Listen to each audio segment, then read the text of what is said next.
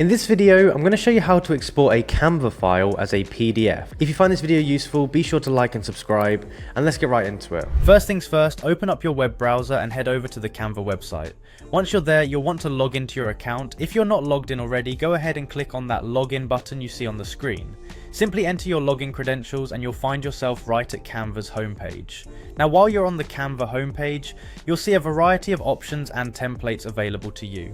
However, for our task today, we're going to focus on your projects. So go ahead and navigate to the top section of your screen and find the Projects tab. Click on this and it will display all the designs you've been working on. From here, select the specific project that you want to export. Once you click on the project, it will open up in the Canva editor. Now here's where the exporting magic happens. Look toward the top right corner of the screen and find the Share button.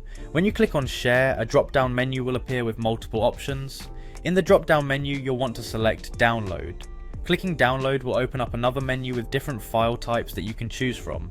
Since we're focusing on PDFs, you'll be presented with several PDF options. You want to select PDF Standard if you're looking for a balance between file size and quality, perfect for digital distribution or simple sharing. After clicking PDF Standard, the system will prompt you to finalize your download settings. Make sure to review these settings to ensure everything is just how you want it. Once everything looks good, hit the download button and your Canva file will begin exporting as a PDF. And there you have it. The process of exporting a Canva file as a PDF is complete. You can now find your downloaded PDF in the default download folder of your computer, ready to use or share as you need.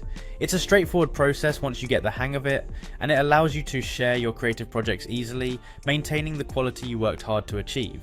If you have any questions or need further clarification, feel free to drop them in the comments below. Thanks for tuning in and happy designing.